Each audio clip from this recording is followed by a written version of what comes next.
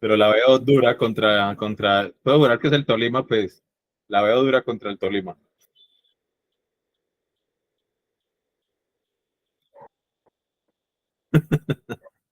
Les voy a compartir la presentación. Vamos a trabajar hoy un poquito entonces de significación.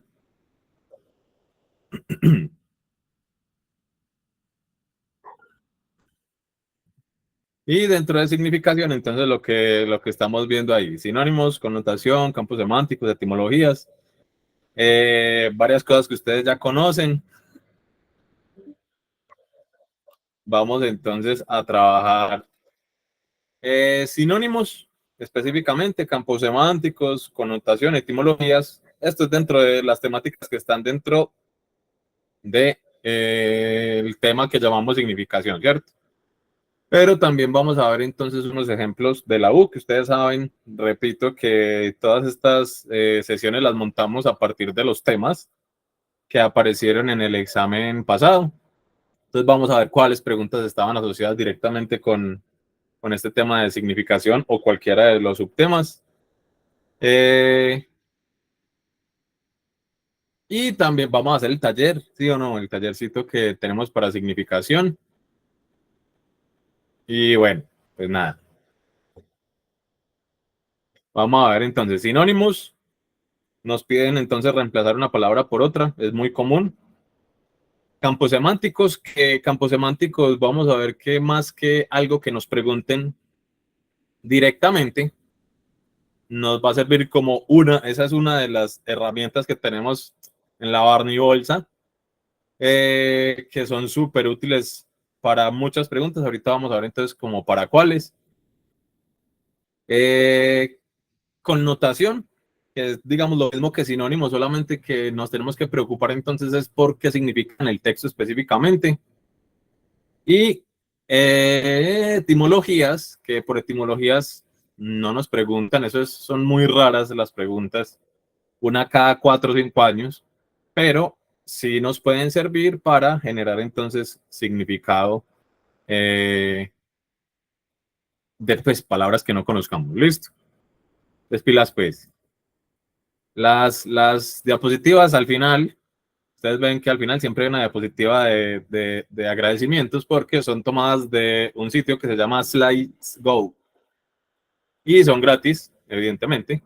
Bueno, son 5 gratis como al mes, entonces pueden aprovechar. Si uno no hace muchas presentaciones, les sirve esa. Igual hay muchas páginas pues para descargar plantillas.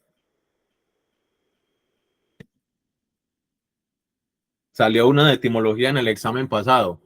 ¿Te acuerdas de cuál específicamente? Lu, sino que de las que yo tengo, que fue del examen de medicina, no había ninguna de etimologías. Yo le doy una miradita, ¿no? Pa. No.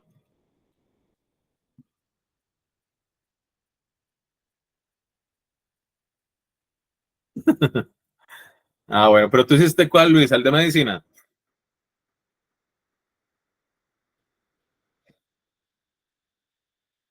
Porque si hiciste el de medicina, bueno, entonces no había de etimología. Ahorita vamos a ver las que había relacionadas, efectivamente, Lu, con significación específicamente. Pero de etimologías hace ratico que no veo que hagan específicamente de etimología, pues. El examen, Yurani, el examen que hicieron para medicina, que era el J1, el de las 9 de la mañana. El de por la tarde es diferente. Bueno, cuando digo el de medicina es porque en realidad, pues, mucha población es de medicina, entonces como un referente, ¿cierto? Porque es la población más grande. Pero sí, no es, como dice Estefan, no es solo para medicina. Suelen ser, generalmente son 3 exámenes cuando son 3 jornadas. Uno para las ciencias de la salud, uno para las ciencias exactas y en las ingenierías y otro para el resto. Y cuando son 2 sesiones, Estefa me corrige, si no estoy mal, son unas para ciencias exactas, ingenierías y otro para el resto.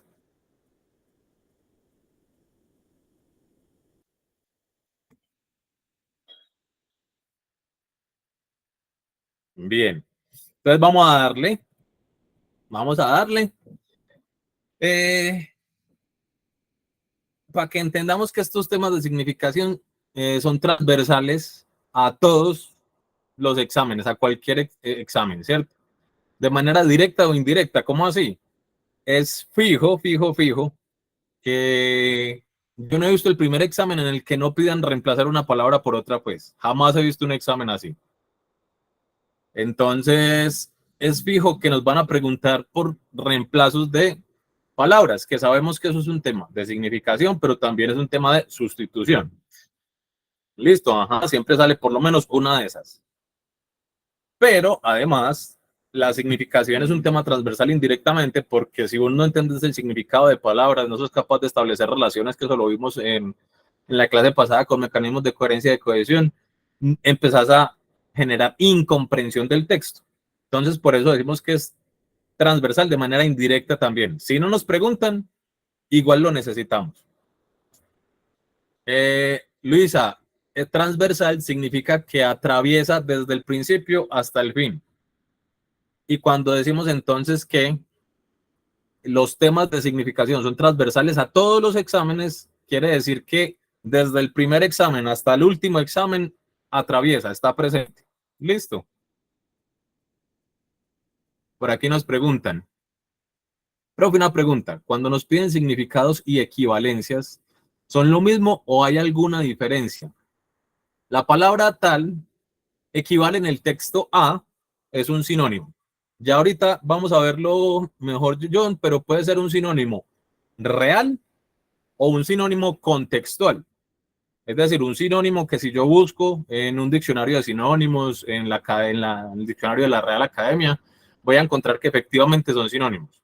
O un sinónimo contextual, que quiere decir que es posible que cuando yo busque en Internet, en la Real Academia, en el diccionario de sinónimos, no lo encuentre, pero resulta que en el texto sí son sinónimos. Por ejemplo, aquí tenemos una imagen de un marrano. En el texto vos encontrás que dice que John es un marrano para jugar billar. Y ahí te dicen en una pregunta, marrano en el texto es equivalente a, y vos pones tranquilamente a, no sé, John es marrano. ¿Qué podríamos poner en ese contexto que acabo de inventarme?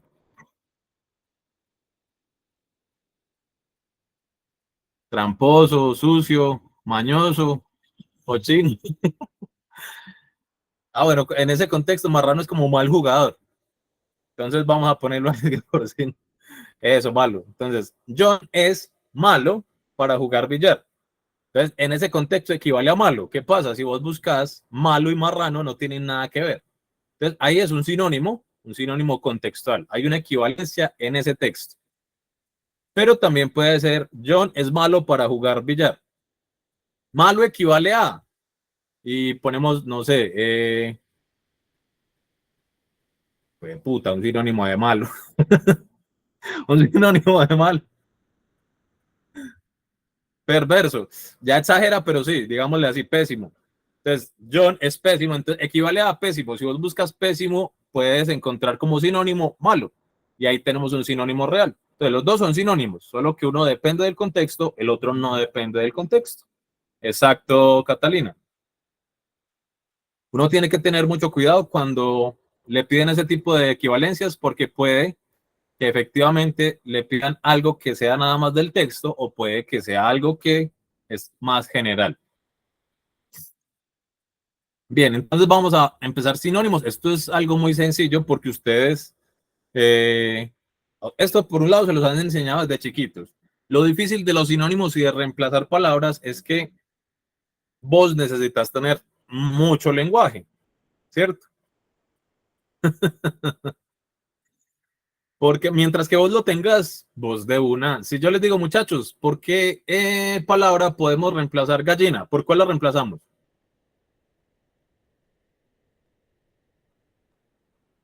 Gomarra, gallo, pollo. Entonces vean que a ustedes se les vienen a la cabeza inmediatamente un montón de palabras. ¿Por qué se les vienen a la cabeza? Pues es eso, bien. En otros contextos, cobarde. Y se les vienen a la cabeza porque ustedes conocen el significado de la palabra. Pero si yo les digo, muchachos, un sinónimo de la palabra serendipia,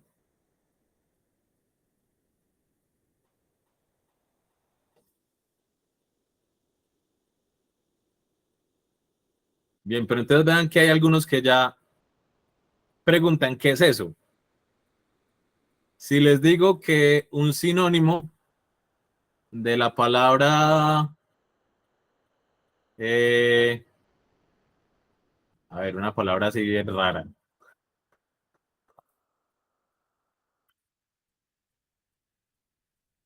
Arrebol.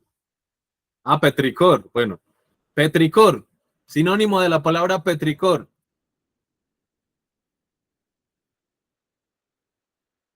Olor, bien, bien. Pero ese es el significado. Pilas que me están dando el significado. No, necesitamos sinónimos.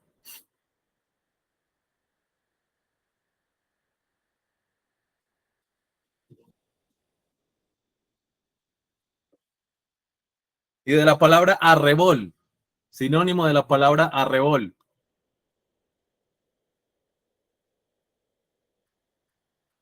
¿Cómo? Bien. Pero entonces yo creo que ya entienden más o menos a qué me refiero. Cuando uno no conoce el significado de la palabra, marica, ahí no hay nada que hacer. Ya utilice entonces, saque de la barnibolsa de la caja de herramientas. ¿Será que le seguimos diciendo barnibolsa? Saque de la barnibolsa una de las herramientas que tenemos y mire a ver si alguna le sirve. ¿Cuál puede servir? Y es muy útil. Campo semántico, que es una herramienta que para efecto mnemotécnico vamos a llamarla la estrategia de el rebaño. Listo, la herramienta del rebaño. Y las pues. Entonces, sinónimos, antónimos, ustedes saben que es un sinónimo. Significados parecidos, que sirven en algunos contextos, en otros de pronto no. Antónimos sabemos que son significados contrarios, no son ni siquiera eh, significados diferentes, no, tienen que ser contrarios. Por antónimos suelen no preguntar, ¿cierto? Eso no es muy común. Por sinónimos sabemos que es muy, muy, muy frecuente. Y las pues. Aquí tenemos entonces un ejemplo. Y ustedes me van a decir, ajá, bien, Darcy. La gallinita dice, siempre he sido una gallina buena. Y el pato le responde, sí, te ves sabrosa, apenas para el sancocho. ¿Cuál es el problema ahí? ¿Qué palabras no son sinónimas? Y están creyéndose sinónimas. Ajá, bien. Entonces vean que tenemos ahí dos palabras que en realidad son sinónimas, ¿cierto? Pero son sinónimas ¿en qué contexto? Cuando estamos hablando de qué son sinónimas. Cuando estamos hablando de comida. Y sabemos que la gallina no está hablando de comida. ¿De qué está hablando la gallina?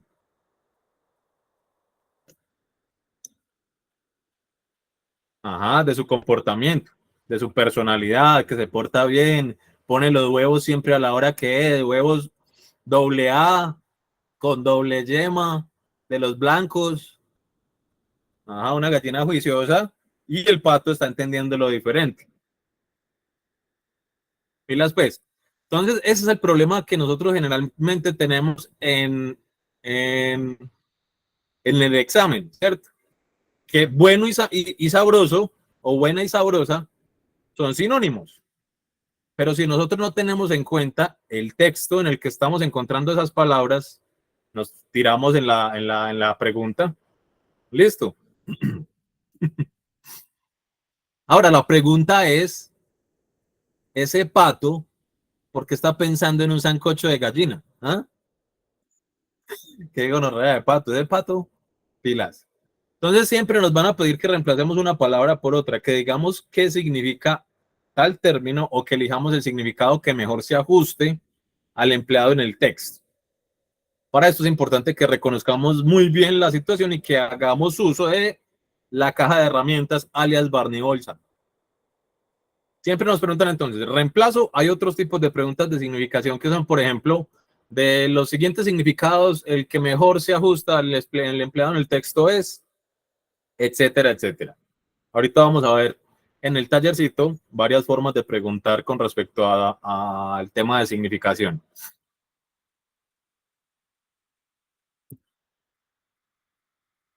Ligado a esto entonces de sinónimos, connotación. Ustedes saben qué es connotación, ¿sí o no? Si no, entonces explíquenle a los que no saben. ¿Qué es lo que es la connotación?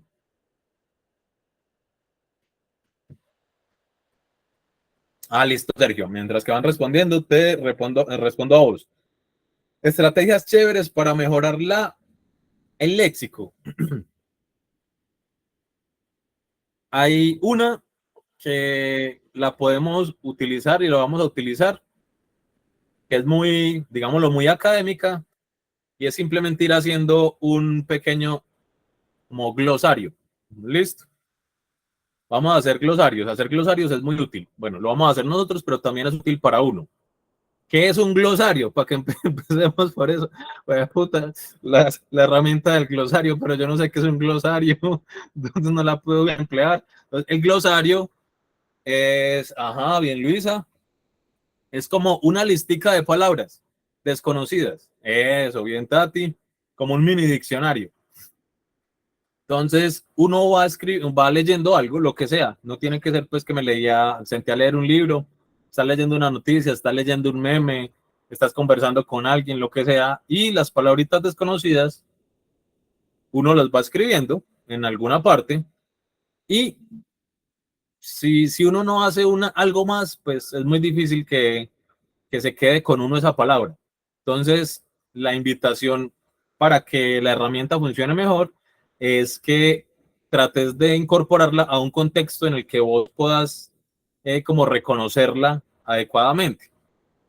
Entonces, arrebol. Arrebol, yo creo que eso es atardecer, pero marica, ¿cuándo dice uno arrebol? Nunca, porque es una palabra muy poética. ¿Qué deberíamos hacer entonces? La escribo, arrebol, con B de burro. Pum. Y sigo, pongo un ejemplo de un contexto en el que yo pueda utilizar esa palabra para que no se le vaya a olvidar a uno la palabrita. Y digo, bueno, entonces, voy a ir al cine en el arrebol, pues cuando esté atardeciendo. No, marica, no es tan común. Y trato de buscarle un contexto en el que sí la pueda utilizar, porque si no soy capaz, si no la pongo en una parte donde yo la reconozca, es muy difícil que me acuerde de ella después. En una canción, hay una canción de diciembre que habla de los arreboles, ¿no? Ah, sí, sí. ¿Sí ven? Entonces, eso es como lo más sugerido siempre para ampliar el léxico y sobre todo para recordar esas palabras que uno definitivamente no, como que no le da. Le estoy tomando, le voy a tomar una foto al arrebol, ya vengo. Esa está mejor, ¿sí? Lo dirá así en el arrebol, no. Sí, las pues. Connotación entonces. Estábamos diciendo que la connotación y la denotación entonces son dos términos que se asocian con los significados. ¿Listo? El arrebol del cielo, sí, sería un poco redundante, Isa. Bien, Luisa. Eh, el significado connotativo, entonces yo creo que ustedes ya lo adelantan, por aquí Freddy escribió, es un significado que depende del contexto. Y sabemos que el contexto puede ser el texto que estamos leyendo. Que en el texto tal palabra significa tal cosa, que yo jamás he escuchado que signifique eso, no importa. En el texto significa eso. Es que en el texto marrano significa malo. Sí, en el texto. Ah, pero es que yo busco en el diccionario, ahí no aparece. Sí, evidentemente no aparece nada porque por eso se llama significado connotativo. ¿Listo? En el diccionario, ¿qué me va a aparecer? Me va a aparecer que es un animal. Y a ese significado que yo encuentro en ese diccionario, ¿cómo es que le voy a llamar? ¿Significado qué?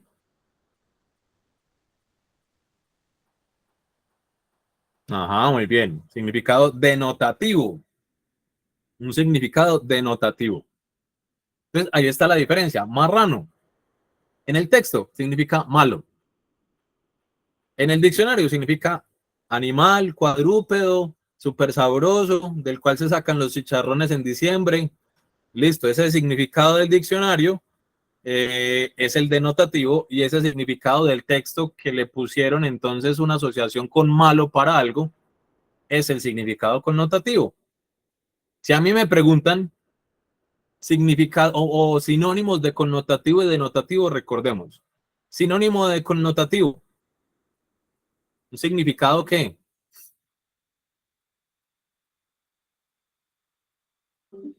Bueno, la RAE o el DRAE. El DRAE es el diccionario de la Real Academia Española. Listo, que es en el que siempre tenemos que validar. Es un significado contextual, muy bien. Significado figurado. Un significado subjetivo. Un significado por aquí metafórico. Un significado personal. Significado que depende del contexto. Contextual, bien. Figurado, ¿qué más pusieron por acá? Falta un sinónimo, por lo menos, muy bien, Susana. Un significado implícito. Juanpa, no, al contrario, el literal es el otro. Muy bien. Y ahora sí, significados de denotativo. ¿Qué significados? Perdón, sinónimos de denotativo. Entonces, el denotativo es un significado literal, un significado explícito, un significado universal, estándar, fijo, bien, real, objetivo, muy bien. El del diccionario, una expresión tranquilamente que no cambia, muy bien. Académico, podríamos decirle, general, el de la RAE, absoluto, ¿sí? Exacto, Santi. Sí, sí, todo lo que dices es literal.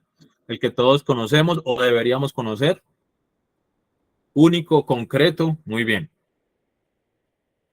Ahí tenemos entonces dos formas de significación.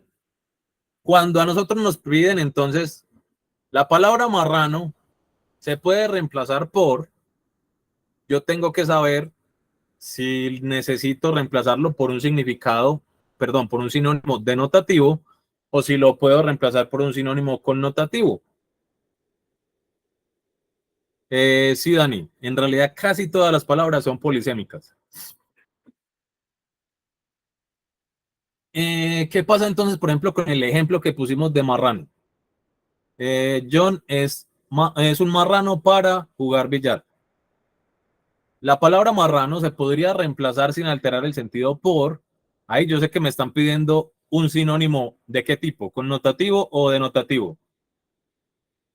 Ajá, ahí yo tengo que apelar es a la connotación. Porque marrano connotativamente significa malo y ahí yo escojo malo. ¿Listo? John trajo el marrano para el asado. La palabra marrano se podría reemplazar por sin dañar el asado. Ahí ya nos están pidiendo eso por cerdo. Y es ya nos están metiendo en la denotación, porque ellos ya sé que marrano significa animal cuadrúpedo súper sabroso del cual se sacan los chicharrones para diciembre. ¿Es claro cómo funcionan esos dos como aspectos de los significados? ¿Y qué tenemos que tener en cuenta, obvio, cuando vayamos entonces a responder una pregunta de ese tipo? Listo. Ejemplo, si nosotros escuchamos entonces, vean que esto es puro contextual. Si en una granja nosotros escuchamos que alguien dice, uy, mero pato, no es lo mismo que si nosotros estamos en la U con unos parceros y escuchamos que alguien dice, uy, mero pato, ¿cierto? Si estamos en la granja y nos dicen, uy, mero pato, nosotros, ¿qué podemos imaginar? ¿De qué nos están hablando? Ajá, de un animal. Y que es muy, uy, ay, marica, mero pato tan grande, ¿eh? Esos huevos que pone deben ser enormes. No, y le debe doler porque si son así de grandes de huevos, pobre pato. Mientras que si lo escuchamos en el barrio, en la universidad, uy, mero pato, ¿qué significa ahí mero pato? Mero pato. Ajá, bien, cansón, tonto. tacaño, bobo. Vean que tiene un montón de significados y eso lo va a determinar es el contexto, ¿cierto? ¿De qué estábamos hablando? Puede ser raro. Bien. Y generalmente ese mero pato en ese contexto por fuera de la granja tiene un sentido generalmente negativo o positivo. Ese, si a uno le dicen que uno es un pato, generalmente es bueno o es malo. Ajá, bien. Generalmente es algo malo. Se supone que las connotaciones, vamos a ver si encontramos aquí la asociación, se supone que las connotaciones se asocian con las denotaciones. Es decir, cuando nace una connotación, se supone que algo tiene que relacionarse con lo que realmente significa la palabra. Porque a alguien sí tiene una relación, sino que hay unas palabras en las que uno como que definitivamente no ve la relación, ¿cierto? Como que las personas que se lo inventaron estaban borrachas, trabadas, uno no sabe, pero uno no les ve la relación. Por ejemplo, pato. ¿Por qué a alguien cansón le podrían decir pato? Se supone, Mateo, que sí. Por el ruido, bien, por inquieto.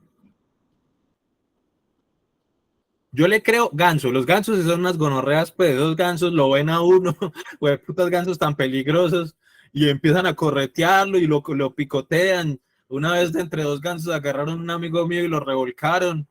Pero los patos, yo a los patos los veo por ahí parchados, tranquilos, en el lago, nadando. Bueno, supongo que por ser familiares, pues también, eh, también deben ser como medio canzones, pero yo al patico, pues listo, por el cuá, cuá, cuá, de pronto también son así todos aletosos como los gansos. No me ha tocado el primer pato, pues canzón, pero bueno. Eso, un pato enojado de pronto sí es más bravo, sino que es que los gansos sí mantienen como enojados con el mundo. Pues putas. Bueno, y ahí vemos entonces que efectivamente depende del contexto, ¿cierto? Depende del contexto. Lo mismo, imaginémonos, hay un montón de lenguaje connotativo con, con animales, entonces lo podemos hacer con un montón de animales, ese mismo ejemplo que tenemos ahí. Uy, mero burro. En la granja es un burro, no sé, muy bien parecido, grande, pero si lo escuchamos por la casa, uy, mero burro. Ese burro ya empieza a tener un montón de significados. Uno es bruto, grande y orejón, bobo, tonto, retrasado. Si lo cambiamos, pero es que mero sapo, uy, mero sapo. Uno generalmente no tiene pues como sapos en la casa, en la granja, ¿cierto? Sino que ellos viven por ahí y andan por ahí para arriba y para abajo. No es que uno tenga, hey, ven y yo te muestro los sapos que tengo allí, el criadero de sapos, casi no. Yo no he visto, pues a mí no me ha tocado el primer criadero de sapos, pero en la granja, pues sí, uno puede ver sapos por ahí y es el animalito. Pero si lo decimos en otro contexto, uy, mero sapo, ya es que chismoso, que cuenta todo lo que le dicen, lengua larga, muy bien, metido también. Lo mataron por sapo. Si, por ejemplo, hablamos de ¿qué más? Uy, mero perro en una granja, pasa lo mismo. Por la casa, uy, mero perro. Ese perro también va a tener un montón de significados. Ajá. Pero porque siempre el primero que se imaginan es infiel. Siempre, siempre, siempre, no. Hay otros significados de perro. Es bueno, por ejemplo, ese man es un perro para jugar billar también, aplica. No aplica pilas que el lenguaje sexista a veces, entonces esa vieja es mera perra para jugar billar, se lo da a todos los del billar, no se puede, tiene que ser mera tesa para jugar billar. ¿Listo? Bien, yo creo que es re claro, pues, es re claro cómo funciona entonces esto. Con perro, entonces hablando de perro, Pablo, es como dice, la relación no siempre tiene sentido con los patos y con los burros, por ejemplo, ya que estos últimos son súper inteligentes. Bien, Karen, sí, sino que, por ejemplo, con el burrito es una asociación por ignorancia. Como el burrito es el que cargan y esto y se asocia con que el que trabaja mucho o al que le toca cargar, entonces es el bruto que no estudió. Entonces, por eso se hace una asociación ahí arbitraria. Y saben que es arbitrario, si no, para el glosario de una vez, arbitrario es injusto o sin fundamento. Se hace una asociación ahí arbitraria y se dice que el burrito entonces es bruto por eso, porque le toca cargar porque no estudió.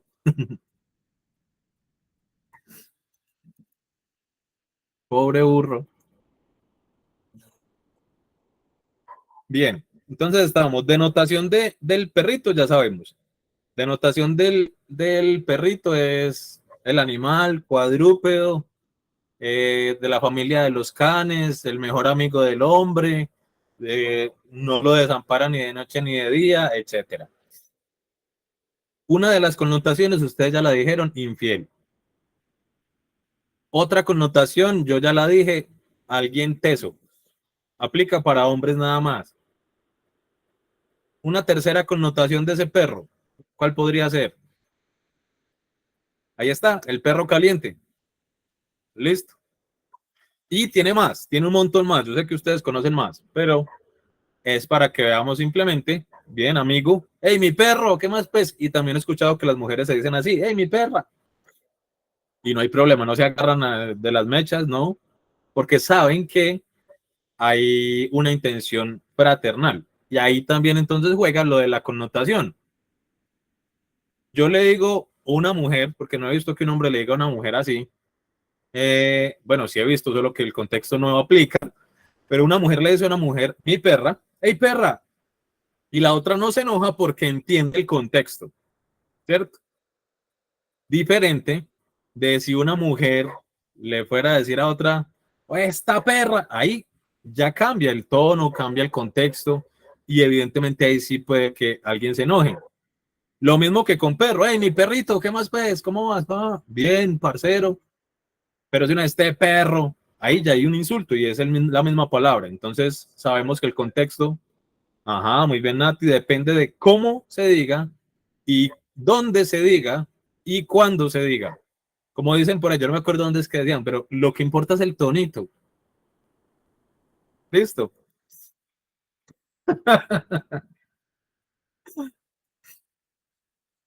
Muy bien. Campo semántico.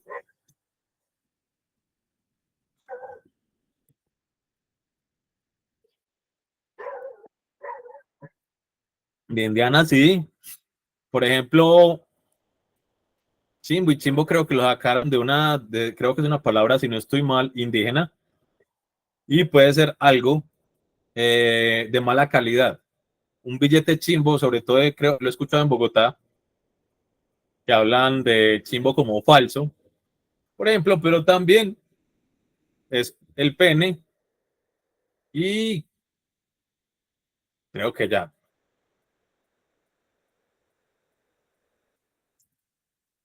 Chiviado, ¿verdad? Ese chiviado me parece lo más de extraño, que parece relacionarse con chivas, pero no le veo ahí como cuál es la relación. Campo semántico, pilas pues. Un campo semántico es un conjunto de palabras. Listo. Y el conjunto de palabras se relacionan por algo. Entonces, por ejemplo, ahorita nosotros estábamos hablando del perro, del pato, del sapo. Todas esas palabras nosotros las podemos meter en un solo conjunto. ¿Qué conjunto? Ajá, bien, Olga. Y ese conjunto entonces es el campo semántico. El campo semántico de los animales, ¿quiénes lo conforman? El pato, el sapo y todos los que mencionemos. Primero, entonces, saber qué es un conjunto. Cuando yo voy a hacer un campo semántico es porque voy a hacer un conjunto de animales. ¿Listo? Sirven para, por ejemplo, responder preguntas con exceptos. Entonces, en las preguntas con excepto, yo diría que por ahí un 80% esa herramienta es supremamente útil. la herramienta del campo semántico. Si vos lo sabes utilizar bien, si bien pues, por campo semántico yo creo que no preguntan, en realidad, vos vas a tener entonces la posibilidad de, por medio del campo semántico, responder preguntas que tengan exceptos. Es muy útil. El campo semántico me ayuda también a identificar el tema de los textos. Yo empiezo a hacer un campo semántico con las palabras que hay en el texto y puedo llegar al tema del texto. Y es muy útil a la hora de descartar opciones de respuesta. Entonces, una herramienta que vamos a usar, que ya la mencionamos ahorita, que es la herramienta del rebaño, es precisamente hacer un rebañito. Yo tengo 4 opciones de respuesta. Cuando pueda, cuando vea la opción de utilizar esta herramienta, voy a coger 3 y las voy a meter en el mismo rebaño. Y voy a dejar una oveja negra que no va a pertenecer a ese conjunto. Ajá, muy bien. Pilas, pues que no solo sirve para las de septo, también sirve muchas veces para las normales, solamente que tenemos que saber utilizar muy bien esa herramienta. Entonces, nosotros podríamos hacer un campo semántico con estos tres, con estos 4 animales. ¿Cómo llamamos a ese campo semántico?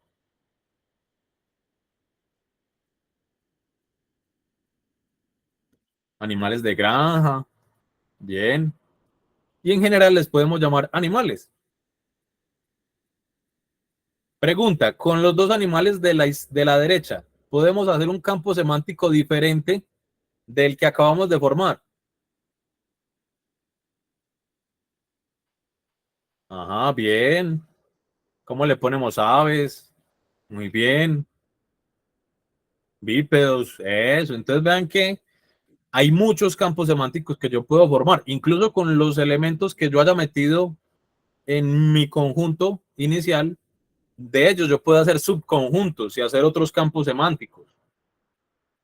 Por ejemplo, cerdo. Yo podría meter a cerdo en el campo semántico decembrino. Así se llama mi campo semántico. Diciembre. Podemos meter al cerdo en ese campo semántico.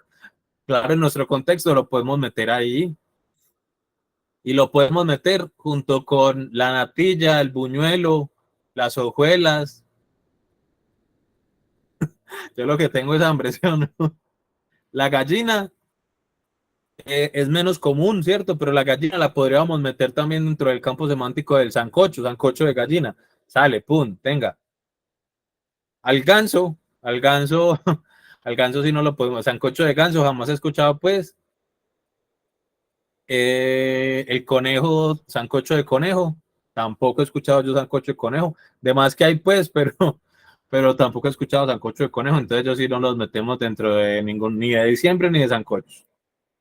Muy bien, entonces, entendidísimo esto.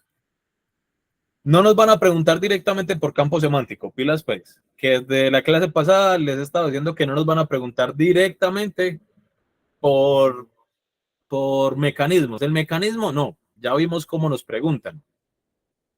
Y no nos van a preguntar directamente por un campo semántico, por ejemplo. Pero sabemos que es una herramienta que la podemos utilizar de manera muy frecuente a lo largo del examen, sobre todo cuando hay exceptos. ¿Cuándo más? Cuando yo no conozca el significado de una palabra, puede que yo, de una de las opciones, perdón, puede que yo pueda hacer un campo semántico con las demás. Esta no la conozco, pero yo sé que estas 3 hacen parte del mismo campo semántico. La voy a poner entonces. Tiene que ser esa. Y las pues. Y por último, las etimologías. Bueno, Talia, yo estoy respondiendo una pregunta. Vuelvo aquí a campo semántico. Yo estoy respondiendo una pregunta. Y me dijeron que cambiara la palabra marrano por otra, sin cambiar el sentido del texto. Y yo empecé a leer. Pum, pum, pum, pum. Hay una palabra de esas que yo no conozco. No tengo ni idea de qué es. En el texto decía que Juan Carlos es un marrano para jugar billar. Yo ahí entiendo que es más o menos como que no sabe jugar. Y dentro de las opciones entonces está la primera, arrebol. Y uno como, ay, güey, puta, ¿qué es arrebol? La segunda, bueno. La tercera, habilidoso. La cuarta, perezoso. Y no como que, bueno, no, perezoso no me cabe. Habilidoso. La cuarta, teso. Digo, bueno, habilidoso y teso caben dentro de un mismo campo semántico. Y arrebol, yo no sé qué es, pero tiene que ser esa entonces. Voy a poner entonces esa, porque las otras yo soy capaz de meterlas en un campo semántico. Esa se sale definitivamente, la voy a poner así, yo no sé para qué es. Y sería bien, Olga, sería un descarte que yo hice por medio de los campos semánticos. Sí, Andrea, los términos también dependen muchas veces de la región. O sea, una pregunta en las que se relacione con el contorno son las que dejo quietas y las que no se relacionan en ese campo es el excepto. Exacto, Talía. Entonces, si estamos hablando de exceptos, sabemos que yo hago el conjunto del campo semántico y me queda el excepto ahí para responder. Y si no tiene excepto, pasa lo mismo. Yo hago un conjunto de campo semántico y la que no me meta ahí, evidentemente, podría ser la respuesta correcta. Eso cuando estamos hablando de palabritas, palabras sueltas. En el excepto sí funciona siempre. Es decir, cuando hay excepto, yo puedo hacer un campo semántico con las demás opciones.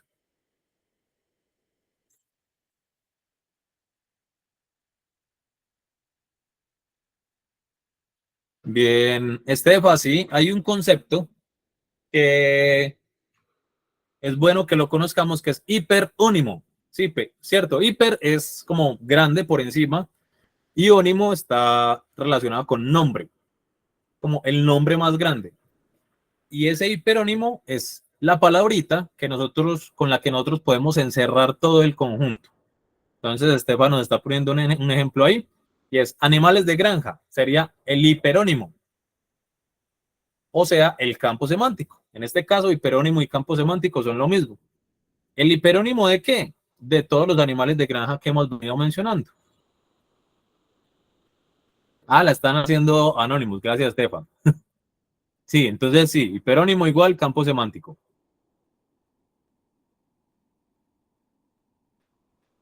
Muy bien. Ahora sí, etimologías. Las etimologías, sabemos que generalmente nuestro idioma está conformado principalmente por raíces que, ¿de dónde vienen las raíces de nuestras palabras?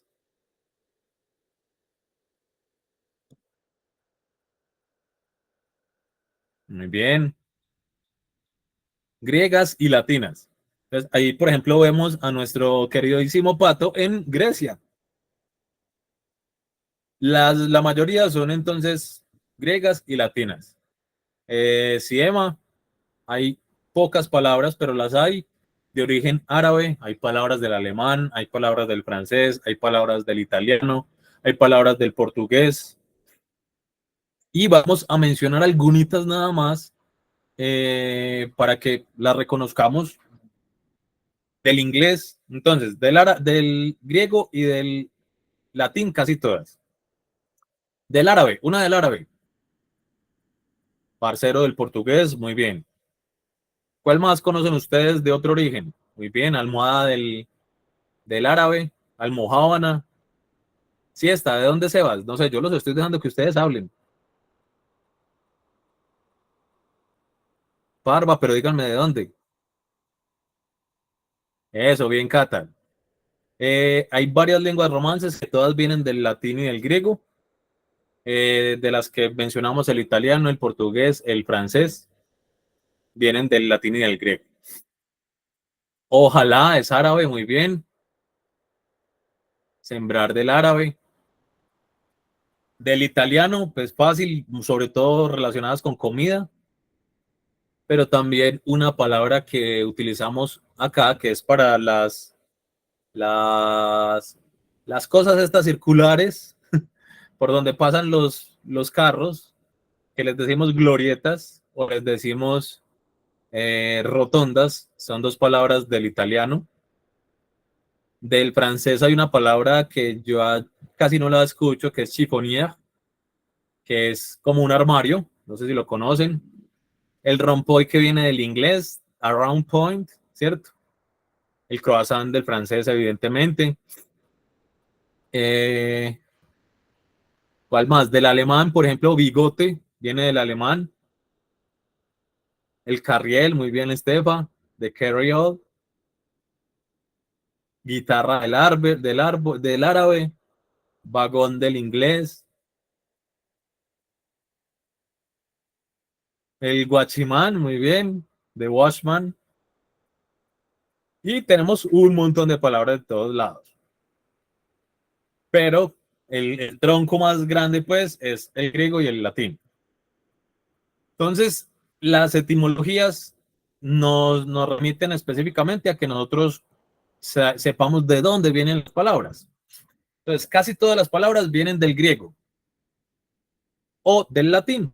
¿Qué pasa? El latín o el Imperio Romano, mejor dicho, los griegos, la sociedad griega y la cultura griega era súper llamativa en su época y todo el mundo quería ser como los griegos. Algo así como ahora aquí, sí, como Estados Unidos o como Europa, de por aquí todo el mundo quiere ser como los europeos o como los norteamericanos, ¿cierto? Entonces, Grecia en ese entonces todo el mundo quería ser como los griegos. Ahora es el sueño americano, en ese entonces era el sueño griego. Y los romanos, a pesar de ser un imperio, estaban súper enamorados de la cultura griega. Si ustedes ven los dioses del panteón romano, son los mismos dioses del panteón griego, solamente que le cambiaron los nombres. O sea, no se inventaron nada, como nosotros. Les cambiaron los nombres a unas cosas que a unos dioses griegos, pero era simplemente porque los querían mucho. O sea, querían ser como los griegos, que pesar. Y pasa lo mismo entonces con el idioma. Se dejaron influir mucho. El griego influyó mucho en el latín. Entonces, cuando nosotros buscamos, hay veces una palabra, aparece del latín tal y del griego tal. Del latín tal y esta del griego tal. O sea que en realidad viene del griego, pasó al latín y del latín pasó a nosotros. Muy bien. Después hacemos un seminario de historia de la lengua, que son hasta entretenidos. Entonces, ¿para qué nos sirven esas etimologías a nosotros? Como les dije ahorita, para, en ocasiones, poder descifrar el significado de alguna palabra. Entonces, yo escucho ecología, estas son puras palabritas pues sencillas. Escucho ecología, no sé qué significa, pero yo sé que está la raíz eco y la raíz logía. Y ahí yo sé que ecología significa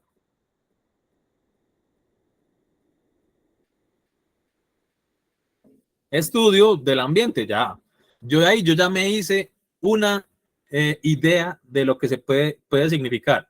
Cuando yo digo, logía es estudio y eco es como medio ambiente, yo ya digo, claro, es que el texto me está hablando de reciclaje y cuando me está diciendo ecología lo está asociando entonces con ese cuidado. Ya entendí. Teléfono. Teléfono, ¿qué raíces tiene? Ajá, muy bien. Tele lejos y fono sonido. Entonces yo digo, bueno, un sonido desde lejos. Claro, es que aquí me están hablando de una comunicación que se da desde, astronomía, astroinomía. Esta de pronto es más tecita. Astro, ¿qué significa? Bien, estrella. Inomía. ¿De dónde viene inomía? Cuerpo celeste, estudio, no. Espacio, no. Ciencia del universo, no. Leyes, muy bien, Linda. Muy bien, Isa. Leyes o normas. Entonces sería como las normas o las leyes de las estrellas. Y portafolio. que, por ejemplo, este portafolio es una palabra del francés, como ahorita nos decían, el francés no viene del latín, claro, viene del latín el francés y por eso podemos reconocer esas raíces ahí. Portafolio, porta, llevar, bien, y folio, muy bien, hojas, entonces sería llevar hojas. Ah, claro, es que este man lleva unos documentos y los lleva en el portafolio, o sea, donde él puede llevar los documentos y sale el significado. Entonces, si bien por etimologías es muy difícil que nos pregunten, sería muy raro que nos pregunten, sabemos que sí vamos a encontrar en algunas palabras que no conocemos esas raíces y es posible que a partir de esas raíces podamos generar entonces un significado. ¿Listo? ¿Es claro? Esa también es otra herramienta. Recuerden que vamos a llenar una caja enorme de herramientas y esta es otra herramienta para uno generar entonces significado de palabras que uno ni idea. Pilas pues.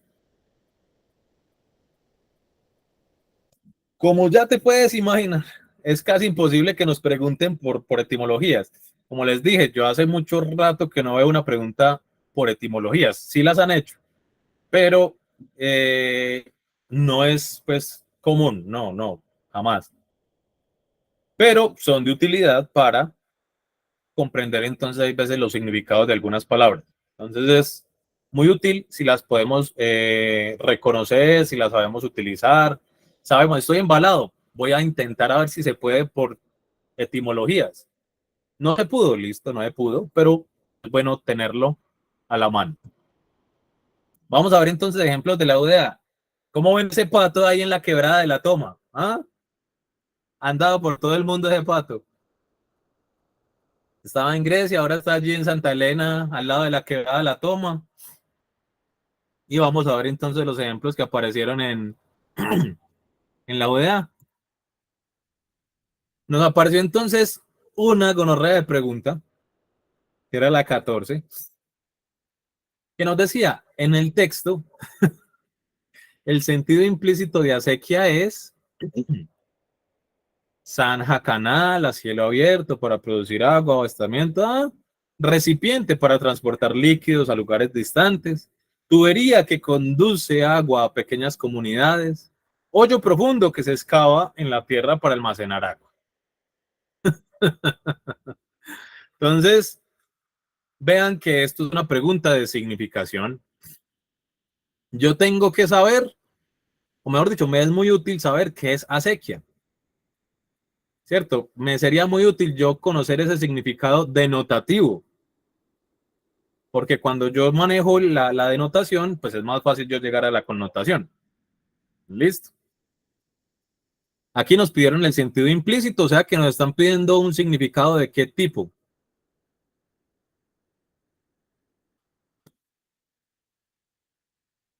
Muy bien, connotativo. Nos están pidiendo un significado connotativo. Entonces nos están diciendo, vea, miren el texto y dígame cuál es ese significado connotativo que tiene la palabra. Es decir, ese significado que tiene ahí, en el texto. Y ya yo llego a una respuesta. Las únicas que yo descarto inmediatamente, yo creo que son la B y la D. Y me quedan la A y la C, que son un significado denotativo y un significado connotativo. Y sale, yo ya escojo el connotativo. En la 15, por ejemplo, también nos preguntaban lo mismo, solo que ya con la palabra conspicuas. Pueden alternar con conspicuas, excepto, y aquí yo utilizo campo semántico. Digo, bueno, conspicuo, no tengo ni idea de qué es. Yo no sé si ustedes sabían que era conspicuo antes de este examen, ¿cierto? Pero yo llego y digo, marica, no tengo ni idea de qué es conspicuo, para que vean cómo funciona entonces la herramienta. Pero yo digo, bueno, notable, insigne, son dos palabras que están mostrando algo como bueno, unas personas o unos hechos bastante positivos. Insignificante es como lo contrario. Ilustre también va siendo como algo positivo. Entonces yo empiezo a hacer mi rebaño donde meto estas tres ovejitas. Y yo digo, notable, insigne, ilustre son cosas positivas. Insignificantes es algo negativo. No tengo ni idea de qué es conspicuo, pero tiene que ser insignificante, ¿cierto? Y sale la respuesta. ¿Ven cómo se puede utilizar entonces el campo semántico para responder preguntas con excepto? Y la otra pregunta que nos hicieron fue, voraz debe entenderse como que destruye o consume con rapidez, entretiene y brinda descanso de las actividades habituales, es inclinado o dado al robo, hurto, rapiña, suele comer por glotonería. Y ustedes ven que este voraz aquí, o mejor dicho, nos están pidiendo un significado denotativo o un significado connotativo. ¿Ustedes qué creen?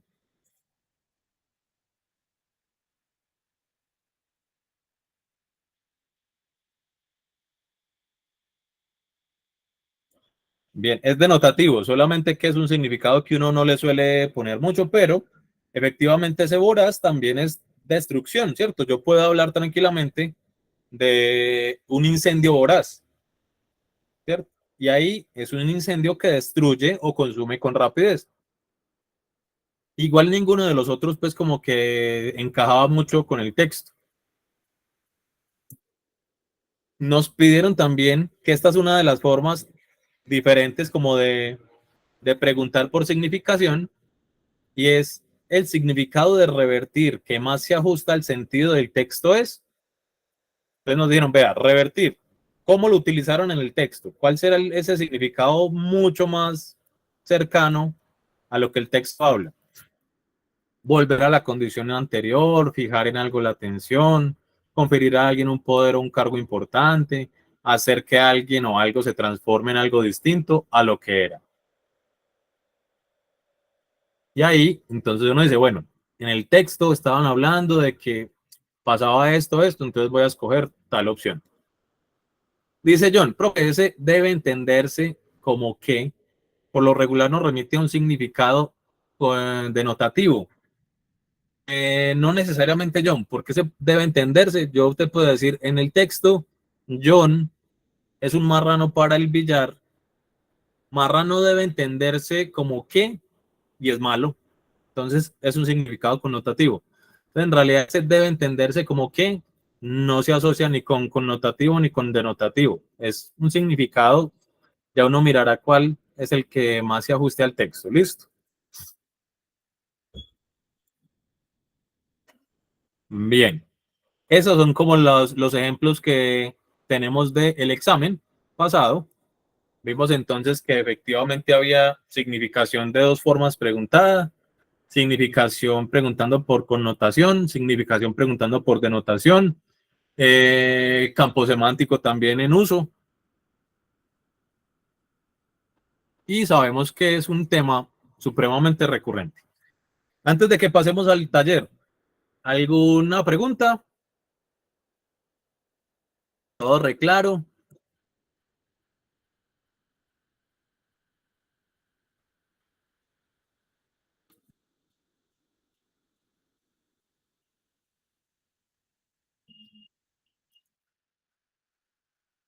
Muy bien, también vamos a hacer unos ejercicios en el curso largo de puntuación. Lo digo porque te voy a tomar de ejemplo, pero no lo tomes a mal, sino que acabo de, este es uno de los ejemplos que, que sirven para no ilustrar la importancia de los signos de puntuación y cómo pueden cambiar la forma en que yo entiendo lo que leo. Yo pregunté, ¿hay alguna duda? ¿Alguna pregunta? Y Talía respondió, no me quedó muy claro. Evidentemente yo entiendo que ella está diciendo, no, coma, me quedó muy claro. Pero uno quita una coma e inmediatamente se nos va a cambiar lo que nosotros entendemos. No me quedó muy claro o no, me quedó muy claro. Entonces, pilas que como nosotros leemos es como nosotros entendemos. Y eso es importante para una buena comprensión de lectura. Entonces, también vamos a trabajar eso en el curso largo. Pregunta por acá. ¿Cuál es la diferencia entre campo semántico, campo léxico y familia léxica?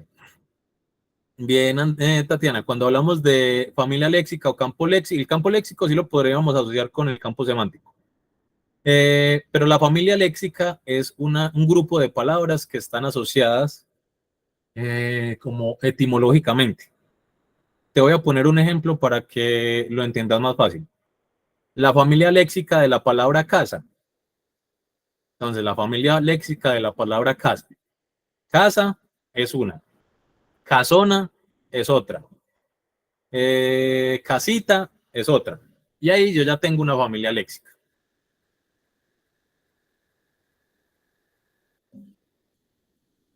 Casero, bien Freddy.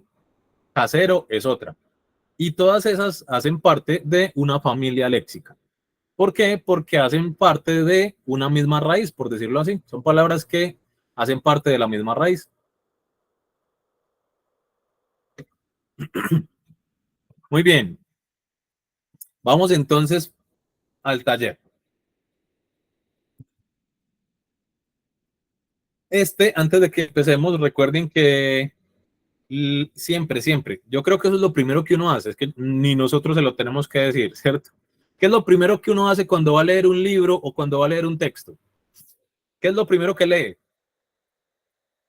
El título. Ajá, muy bien. Es más, uno va a comprar un libro y uno muchas veces los compras por el título. Es decir, lo primero que uno lee es el título. Entonces, ¿qué pasa? Que en los libros y en los textos que leemos, generalmente el título está al principio. Entonces uno lo lee primero. En el examen nos lo ponen al revés, porque siempre le ponen texto uno, texto 2 y el título no lo ponen por allá al final. Entonces, no perdamos esa buena costumbre de leer siempre el título primero, ¿cierto? Eso es como instintivo. Yo creo que eso no hay que decirlo. ¿Por qué, Luisa? Porque con el título vos te imaginas algo. Luisa, decime cualquier tema que a vos te guste. El arte, listo. Yo te pongo entonces un libro, te digo, hey Lu, tengo un libro para regalarte, se llama El arte del Renacimiento. Tú dices, ay, qué rico. Entonces yo te digo, Lu, tengo un libro para regalarte. Se llama, no sé, eh, En busca del tiempo perdido. Dices, como, ¿qué? No, marica. Entonces, vos que en el título ya te haces una imagen. En uno te haces una imagen del Renacimiento, en qué época está basado el texto para el arte. En el otro también te haces una imagen en busca del tiempo perdido, pero uno que se viera a buscar el tiempo perdido, hay una metáfora ahí pues, pero vos ya haces una imagen y sabes si te gusta, si no te gusta, y lo compras, no lo compras. Y cuando hablo de lo compras, no lo compras, es también metafóricamente. Entonces, yo digo, ah, claro, esto es de mis intereses. No, esto no es de mis intereses. Ah, yo tengo estos conocimientos de este tema. Ah, es del arte del Renacimiento. Yo hice un curso del arte del Renacimiento. En busca del tiempo perdido, no, eso no me suena para nada. Entonces, eh, la sugerencia, pero como les digo, no es ni siquiera sugerencia, es algo que nosotros hacemos de manera instintiva. Eh, Nosotros leemos el título e inmediatamente imaginamos si sabemos algo de eso, si sabemos algo del autor, si sabemos algo de cuándo se escribió, pues en el momento en que se escribió. Y todo eso nos ayuda un poquito. Cuando leemos también en estos casos la referencia, que nosotros también leemos la referencia en un texto, yo cojo el periódico y veo, ah, el colombiano. Yo ahí ya tengo la referencia. Ah, el cubo, y yo ya tengo un prejuicio y me imagino, uy, no, quién sabe qué amarillismo voy a encontrar acá. Entonces, cuando leemos la referencia, también nos da más información. Entonces, pilas, pues. Bien, Luis, así. Nos puede ayudar a entender mejor el contenido del texto, del libro, de lo que sea. Pa, pa, pa, pa, pa. Bien, entonces, sí, uno ya va, más que predispuesto, es dispuesto, ¿cierto? Porque predispuesto es como que, uy, no, que, no, la idea es que lleguemos dispuestos a este texto, entonces, ustedes ya lo leyeron, es un texto que se llama, bueno, es un fragmento de El diario de Ana Frank.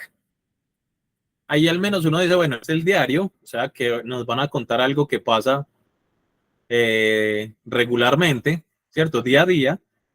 Y por otro lado es de Ana Frank, ya sabemos de quién es.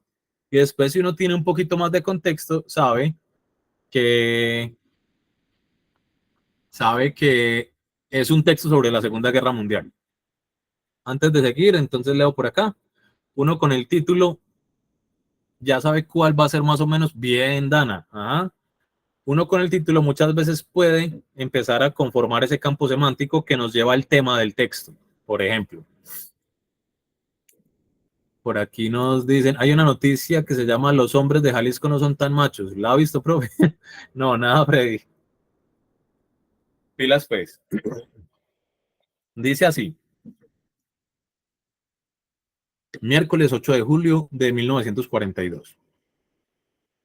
Querida Kitty, parece que hubieran pasado años entre el domingo a la mañana y hoy. ¿Cuántos acontecimientos?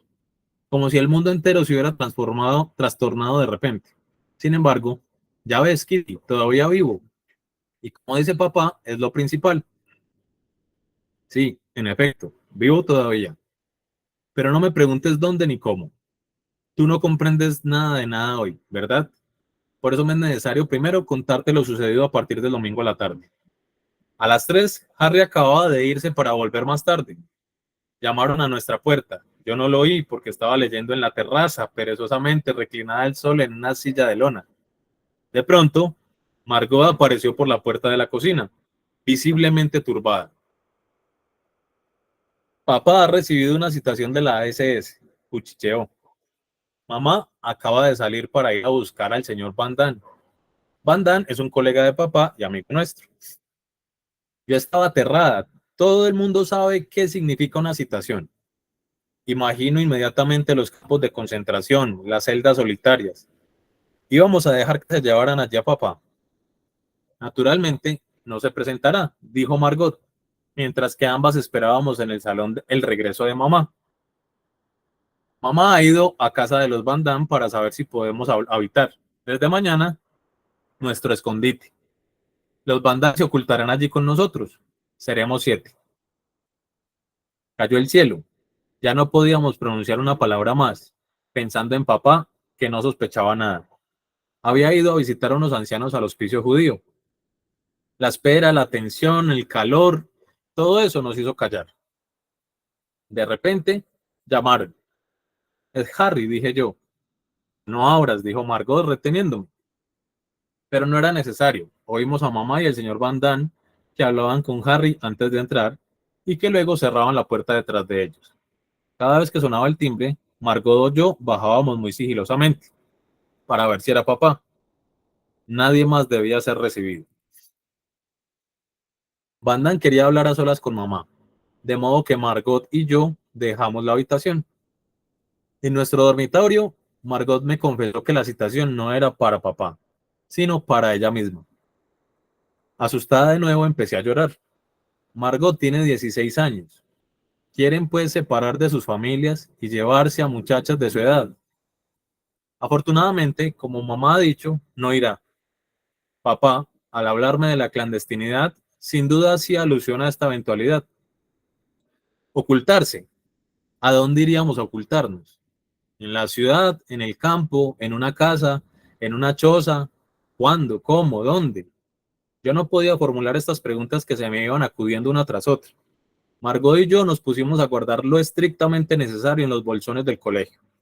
Empecé por meter este cuaderno, enseguida mis rizadores, mis pañuelos, mis libros de clase, mis peines, viejas cartas. Estaba obsesionada por la idea de nuestro escondite y puse las cosas más inconcebibles. No lo lamento, porque me interesan más los recuerdos que los vestidos. Por fin, a las 5, papá regresó. Telefonamos al señor Copuis para preguntarle si podía venir a casa esa misma noche.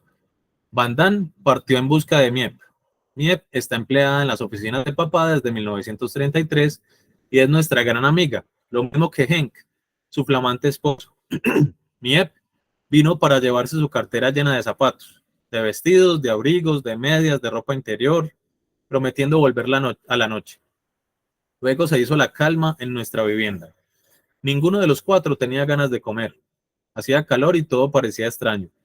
Nuestra gran sala del primer piso había sido subalquilada a un tal señor Goldsmith, hombre divorciado que pasaba de los 30 y que al parecer no tenía nada que hacer esa noche, porque no logramos librarnos de él antes de las 10. Todos los intentos disimulados para hacerle marchar antes habían resultado vanos. Miep y Henk Van Santen llegaron a las 11, pero, para volver a irse a medianoche con medias, zapatos, libros y ropa interior metidos en la cartera de Miep y en los bolsillos profundos de Henk.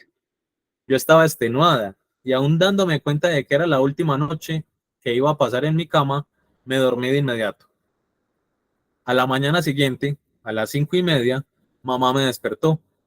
Por suerte, hacía menos calor que el domingo, gracias a una lluvia tibia que iba a persistir todo el día.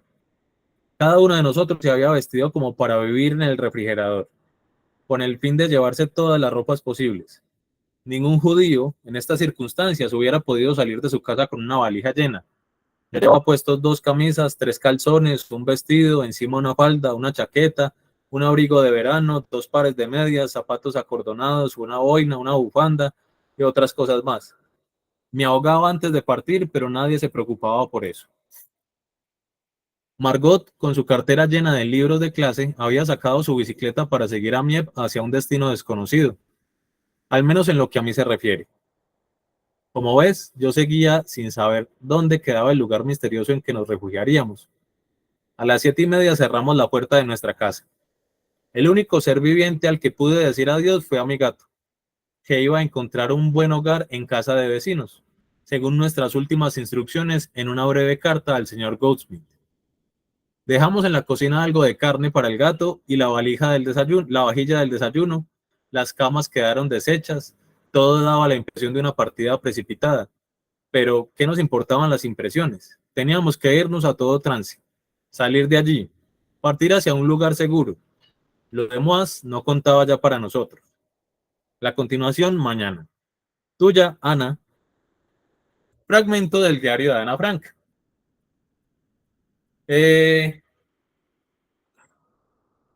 Sabemos que el diario de Ana Frank se supone que es un relato de verdad, ¿cierto? Y este es un diario que ella escribió mientras estaban en la clandestinidad en la Segunda Guerra Mundial. Podemos saber que Ana Frank y su familia eran de qué origen.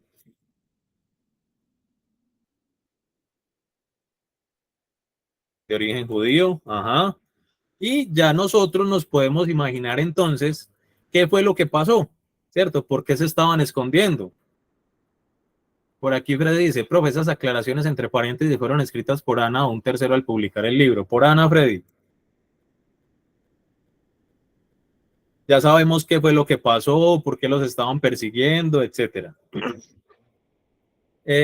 Aquí dato curioso, yo honestamente he investigado sobre la situación entre Israel y Palestina, pero es muy diferente uno investigar a estar allá, ¿cierto? Y cuando uno sabe lo que tuvieron que sufrir los judíos, uno le parece increíble lo que está pasando pues allá. Pero bueno, en fin, ¿cómo decir? En fin, la hipocresía. ¿Qué tipo de texto es este?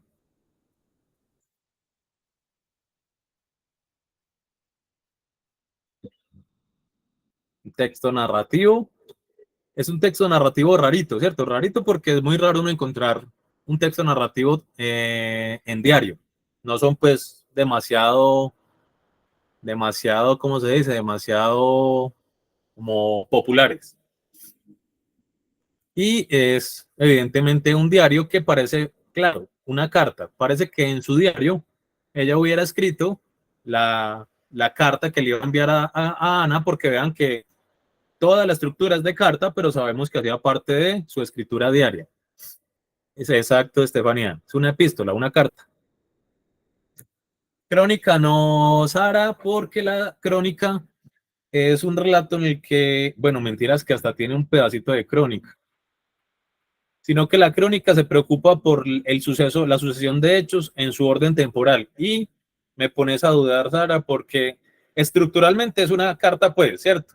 Por cómo empezó, por cómo terminó, es una carta, pero tiene elementos de crónica. Eso sí, no lo podemos negar, Sara. Muchas gracias ahí por la pregunta, porque metiste un detallito ahí que es bueno tener en cuenta, y es que efectivamente hizo una especie de recuento de lo que pasó durante un momento dado, y eso es un aspecto de la crónica, pero estructuralmente es carta.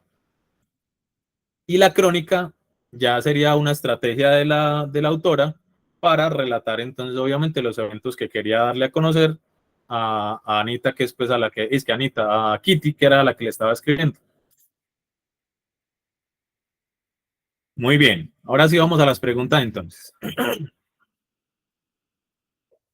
Turbada se podría reemplazar sin alterar el sentido del texto por perturbada, aturdida, preocupada o sollozante. ¿Qué ponemos en esta? Mucho cuidado. ¿Qué ponemos en esa?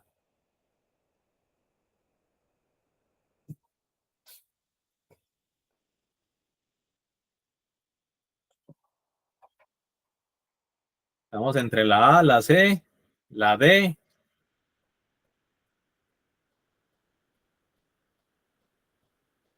Bueno, les voy a leer, pilas, pues les voy a leer los significados de las palabras que aparecen en el diccionario y ustedes van a ver si se quedan con esa o no.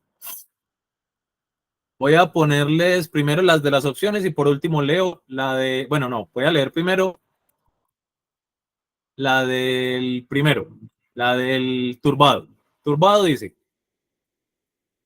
alterar o interrumpir el estado o curso natural de algo. Sorprender o aturdir a alguien de modo que no acierte a hablar o a proseguir lo que estaba haciendo. Sorprender o aturdir a alguien de modo que no acierte a hablar o a proseguir lo que estaba haciendo. Esa es turbada. Perturbada. Perturbada dice, dicho de una persona que tiene alteradas sus facultades mentales. Que tiene alteradas sus facultades mentales. Aturdida. Dice, que procede sin reflexión. Esa es aturdida, que procede sin reflexión. Preocupada, yo creo que ustedes lo conocen, pero igual se las leo. Preocupada. Dicho de algo que ha ocurrido o va a ocurrir, producir intranquilidad, temor, angustia, inquietud. Pero eso es preocupar, ¿cierto? Preocupado es estar intranquilo, sí, intranquilo, temeroso, angustiado. Y por último, sollozante. Sollozante dice que respira de manera profunda y entrecortada a causa del llanto. ¿Listo? Ahora sí, ¿cuál de esas entonces sería la respuesta correcta?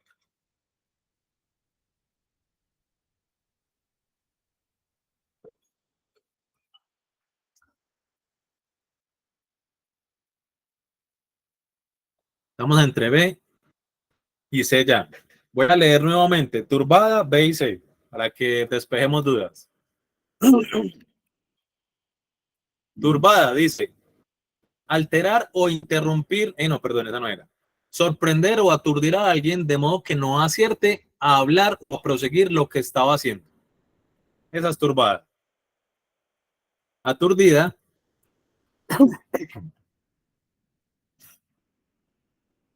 que procede sin reflexión. Y preocupada, eh, intranquilo, temeroso, angustiado. Y la respuesta correcta es aturdida.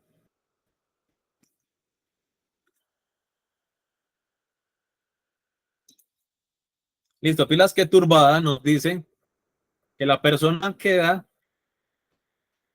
voy a repetir, se sorprende o se aturde de tal modo que ya no es capaz de seguir hablando o haciendo de manera correcta lo que estaba haciendo. Y aturdido nos dice que es alguien que no es capaz de proceder reflexivamente. Y en esa medida, los dos significados se asocian. Preocupado, evidentemente, se asocia con el texto, pero preocupado, simplemente como que, ay, marica, no, ¿qué va a pasar? Y aquí lo dice Karen. Perdón. Eh, Uno preocupado puede seguir obrando con reflexión, puede seguir haciendo las cosas de manera adecuada, solamente que está preocupado. Mientras que bien Karen, aturdido o ese turbado, es como que me dijeron esto y ya, marica, me bloqueé. Hasta ahí llegué. Y tenemos entonces la B como respuesta correcta. Si es claro, sí, efectivamente es algo denotativo.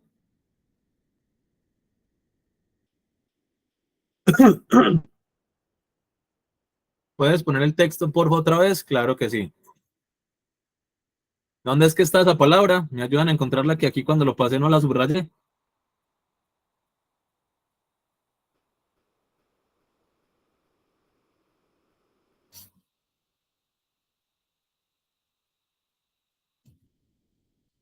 El principio. Ah, sí, velo acá. De pronto Margot apareció por la puerta de la cocina visiblemente turbada. Pregunta, ¿por qué estaría turbada?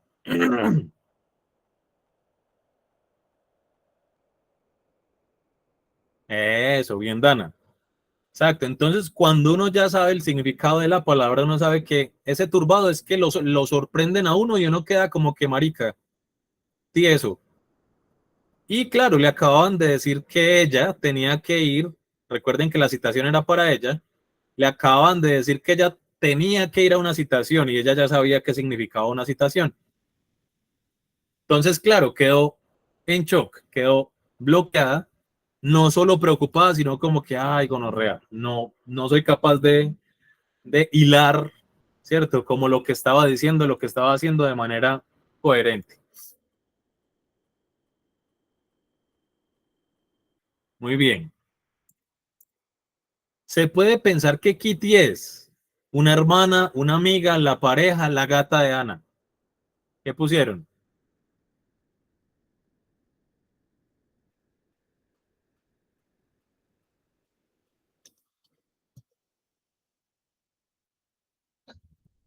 Muy bien, la B, la B, la B, la B. ¿Por qué no la hermana? Uno podría pensar que es una hermana, pero ¿por qué no la hermana?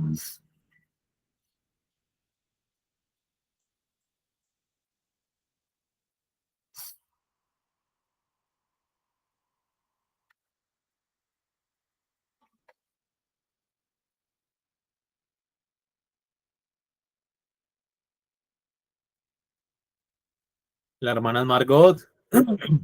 No me lo dicen porque vive con ella. Bien, pero podría tener otra hermana. Entonces, ¿por qué sabemos que no es otra hermana?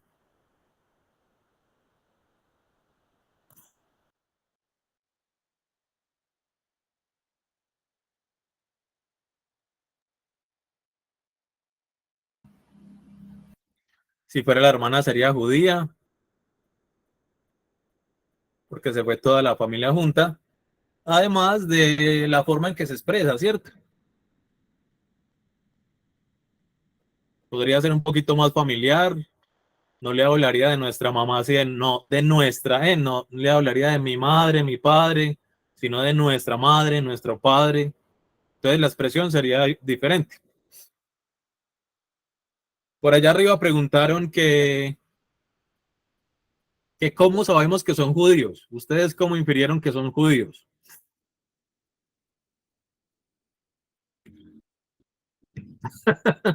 Sí, John, sí, tienes razón.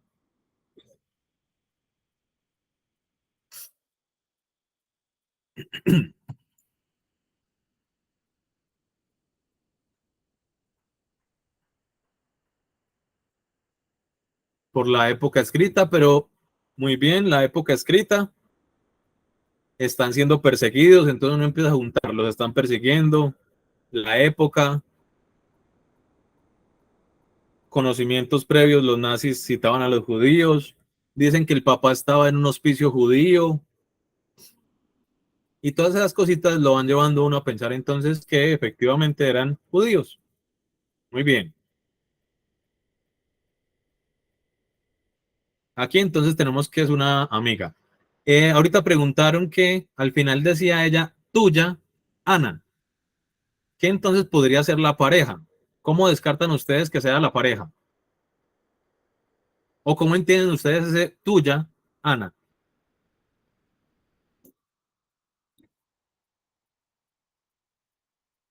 ¿Cómo así que por expresión, Julie? Creo que tienes razón, pero explícanos.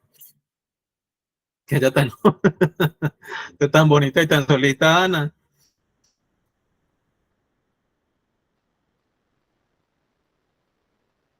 Eso, muy bien, Isa.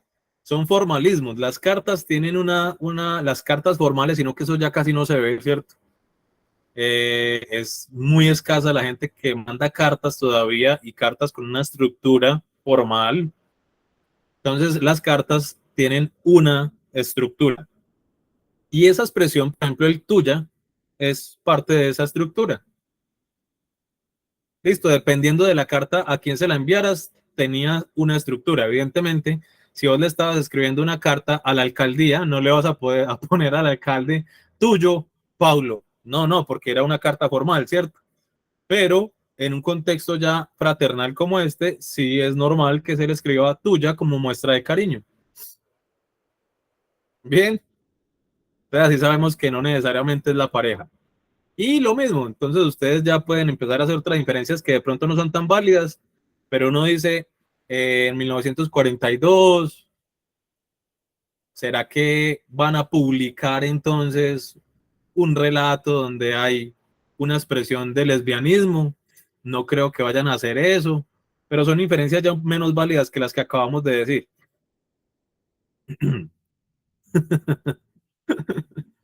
Señor alcalde, llamar en el texto se refiere a hacer señal sonora en una puerta, realizar las operaciones necesarias para establecer comunicación, intentar captar la atención de alguien mediante voces, dar a alguien o algo como denominación o calificativo la palabra o enunciado que se expresa.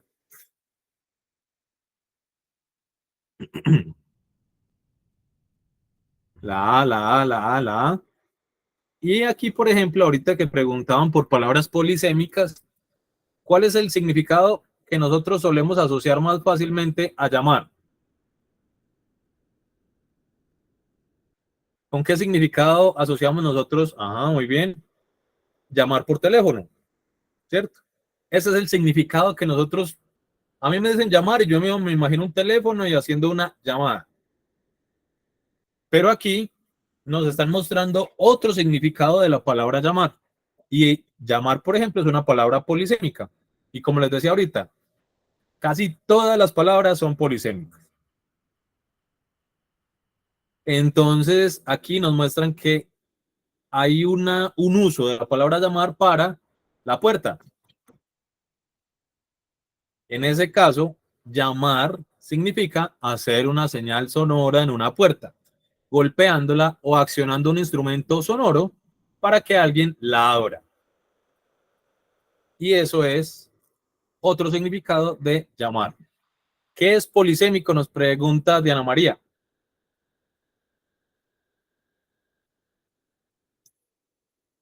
Ajá, aquí sería tocar la puerta. Hay que hacerlo según el contexto. Muy bien. Y muy bien, Mariana. Polisémico es que tiene varios significados. En este caso tenemos una sola palabrita que tiene dos significados por lo menos, ¿cierto? Sabemos que por lo menos dos. Uno, establecer comunicación con alguien por medio de algún aparato. Dos, tocar la puerta para que alguien la abra. Y ahí tenemos polisémico, varios significados. Intentar captar la atención de alguien mediante voces, ruidos o gestos. ¡Ey, ey, oye, oye! Ese es ese llamar en la C. Y nosotros en el texto leímos literalmente que era llamaron a la puerta. O sea, tocaron la puerta. Entonces no era que ¿cómo es que se llama? Banda no, no, Banda no era el que iba a llegar. ¿Quién era el que iba a llegar? Harry, Harry. No era que Harry estuviera ahí, ¡ey, la llave! Tírame la llave, que voy a... No, era que Harry estaba tocando la puerta para poder entrar. Ajá, muy bien, Dana.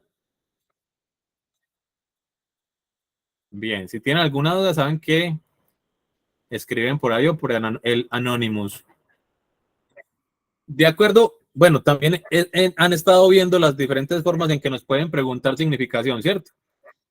Una, simplemente reemplazar palabras, siempre sin alterar el texto, pilas. Así no diga, sin alterar el texto, nosotros sabemos que es sin alterar el texto. Bien. Esta no es de significación, esto es simplemente algo inferencial. Una inferencia muy simple, pero es una inferencia. Esta sí es de significación. Otra forma de preguntarnos significación es darnos los significados o los posibles significados para que nosotros los asociemos con Cookie, ya, Cookie, para que nosotros los asociemos con una palabra. Bien. En la 4, de acuerdo con la información, se entiende que los padres de Ana Frank eran judíos, razón por la que los perseguían. Habían previsto ya una situación como esta. Tenían una empresa desde 1933. Incurrieron en un delito por lo que fueron citados. Todos con la A, con la A, con la A.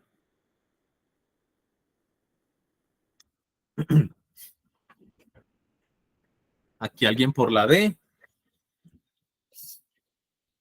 Listo. Aquí es donde se vuelve peligroso saber del texto.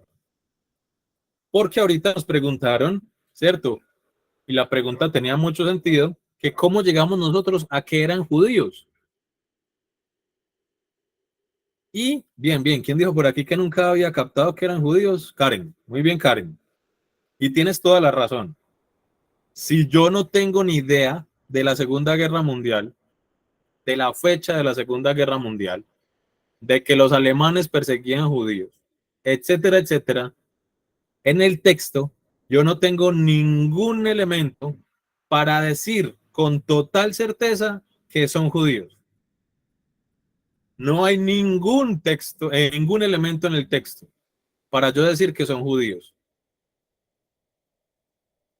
Lo único que mencionan de judíos es que el papá de Ana estaba en un hospicio judío, pero el hecho de que él estuviera en un hospicio judío, lo estaba visitando, no quiere decir que él fuera judío. Entonces, ahí nos jugó en contra los conocimientos que nosotros tenemos. Pilas, yo tengo que saber qué es el texto y qué es lo que yo le estoy metiendo. Lo de los judíos es totalmente cierto, pero eso se lo metimos nosotros. Se lo metimos porque tenemos un contexto por detrás. Y el que no tenga ese contexto, por ejemplo, Karen, que no lo tiene o no lo tenía así tan claro, no es capaz de llegar a esa conclusión y no es necesario que llegue a esa conclusión. Entonces, en esta no es la A. De acuerdo con la información, de acuerdo con la información no es la A. Si nos dijeran, de acuerdo con, no sé, la época en la que se escribió la historia, podríamos decir que ahí sí, porque nos están diciendo, vea, dígame en esa época qué pasaba. Pero aquí nos dijeron que respondiéramos con base en la información.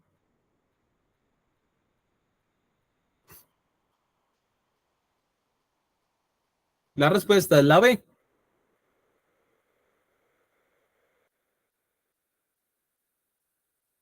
Bien, Nata. ¿Por qué más la B?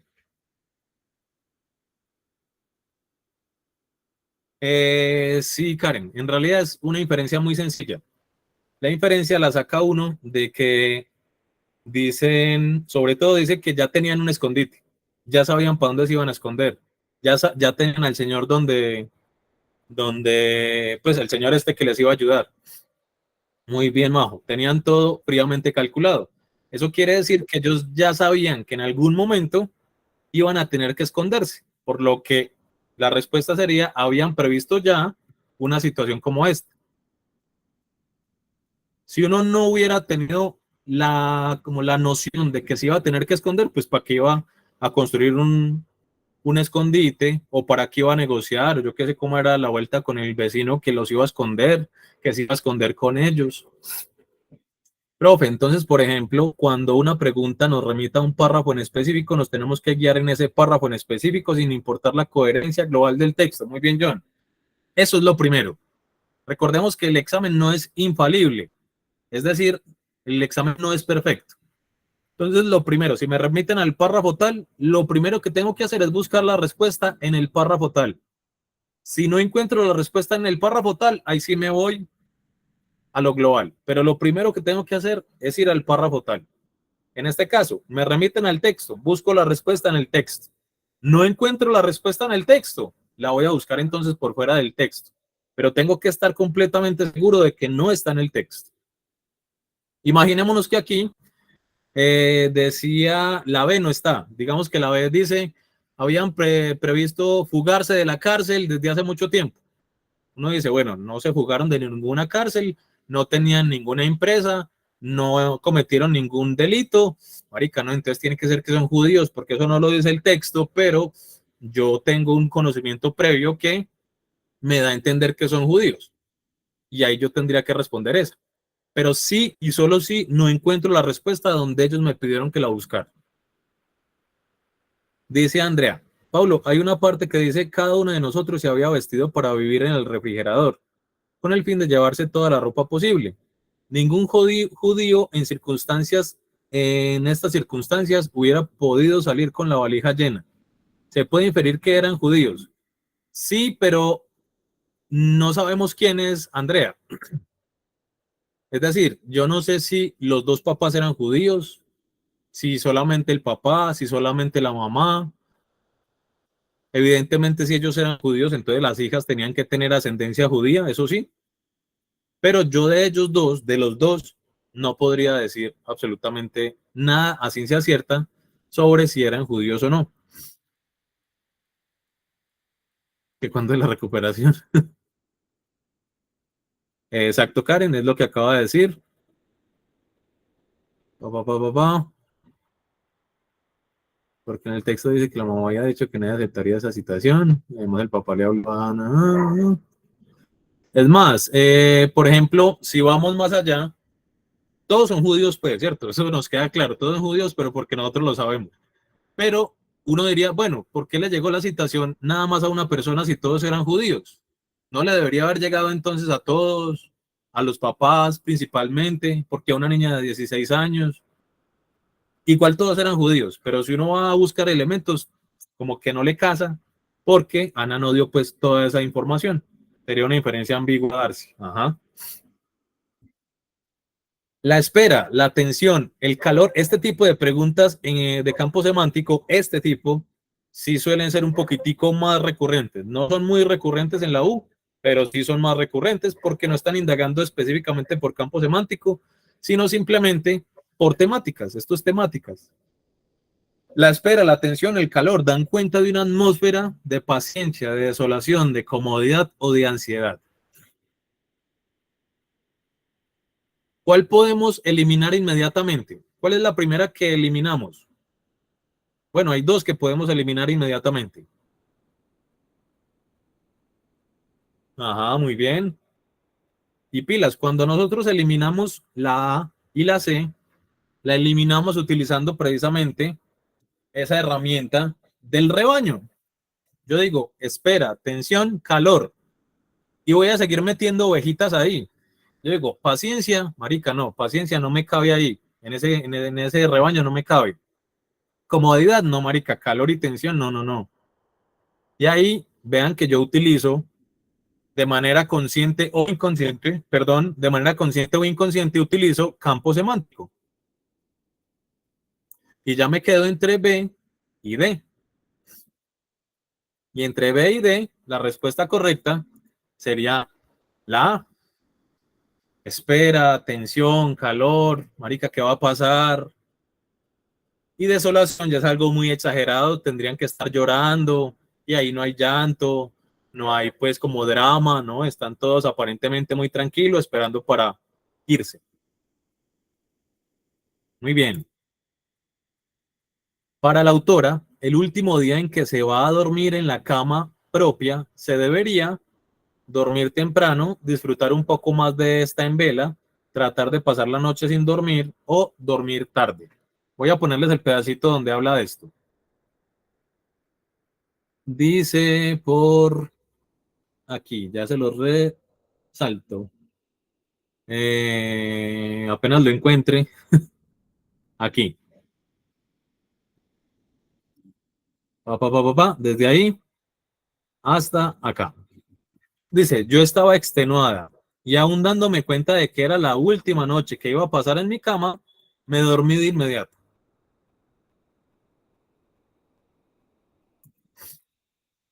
¿Cuál sería entonces la respuesta?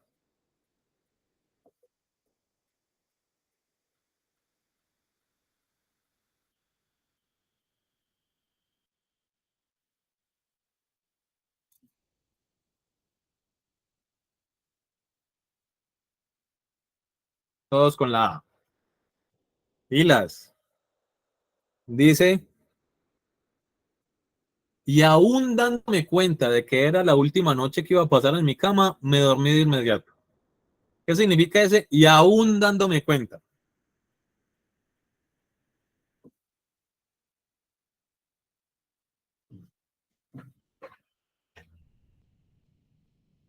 ¿Será que ella se quería dormir de una?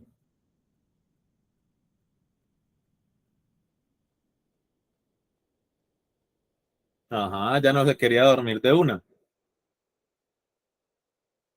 Aquí nos están diciendo entonces, para la autora, el último día que se va a dormir en la cama propia, se debería, ella pensaría que uno se tiene que dormir de una. Marica, si va a dormir la última vez en su cama, duérmase de una.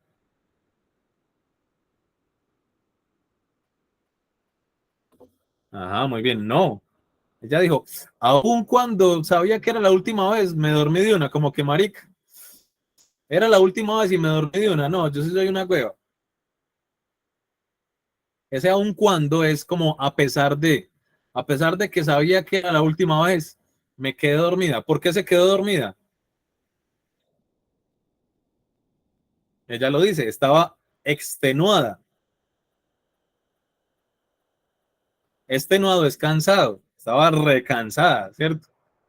Entonces lo que nos está diciendo es, yo estaba cansadísima y a pesar de que sabía que era la última noche que iba a pasar en mi camita, me quedé dormida, marica. Entonces, según ella, uno no se debería quedar dormido ahí mismo si va a pasar la última noche en su cama. Y en esa medida sería la B o la D. La B, no, la B, la C o la D, ¿cierto? La A se descarta. Pero ella no dice si uno se tiene que dormir tarde, si se tiene que dormir o no. Ella no nos da a entender nada sobre eso.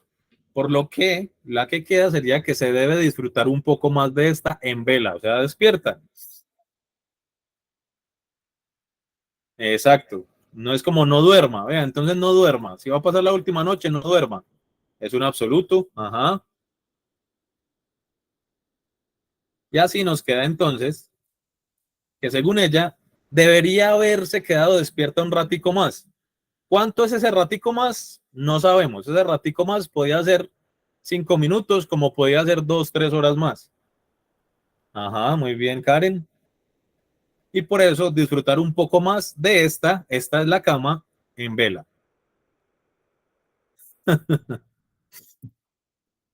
De acuerdo con lo relatado, Ana Frank llenó su bolsón del colegio con las cosas más inconcebibles, como excepto vestidos, pañuelos, viejas cartas o peines.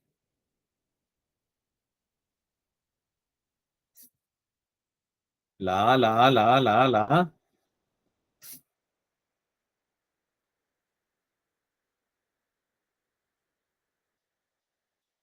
Pilas que hay excepto, ¿cierto?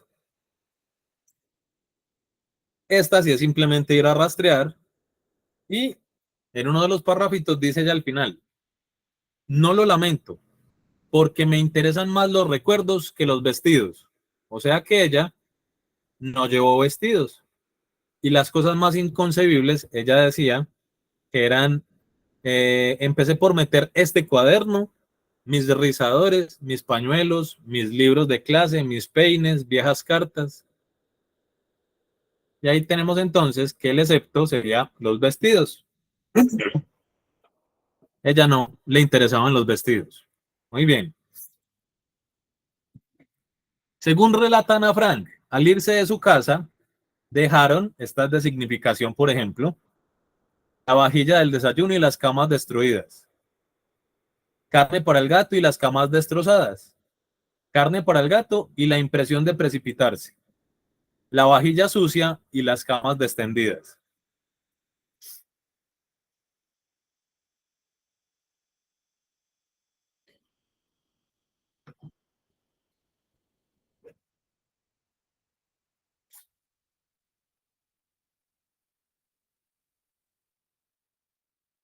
Estamos como que entre la C y la D. Voy a leer el pedacito. Ah, bueno, volvamos al pedacito más bien para que todos lo veamos. En ese penúltimo párrafo dice. Ah, no, en el último, perdón. Dejamos en la cocina algo de comida para el gato, de carne para el gato. Y la vajilla del desayuno. Las camas quedaron deshechas. Todo daba la impresión de una partida precipitada. ¿Listo? Y vamos a la pregunta.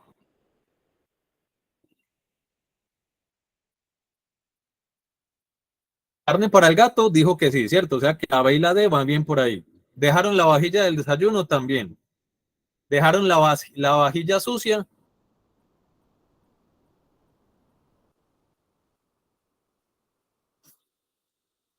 Las camas destruidas, ahí ya empieza entonces a, ¿cómo se dice? A funcionar significación. ¿Qué significa desecho en ese contexto? Las camas deshechas, ¿qué significan?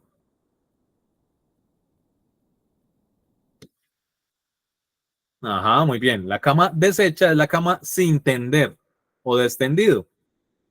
Entonces sabemos que camas destruidas y destrozadas, nada, sale. ¿Dejaron la impresión de precipitarse? No. Dice, todo daba la impresión de que nos habíamos precipitado. Eso, muy bien, Tatiana. Es una sensación de Ana. Entonces, la vajilla sucia, claro, salieron, dejaron la carne para el gato, dejamos la vajilla del desayuno. ¿Y cómo sé yo que está sucia? ¿Por qué no puede ser una vajilla limpia? ¿Por qué sé yo que está sucia?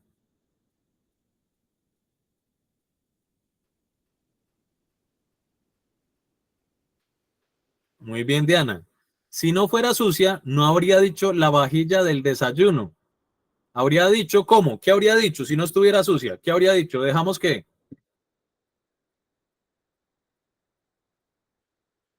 Ajá, muy bien, Gabo, y muy bien, Seba. Simplemente habría dicho, dejamos la vajilla.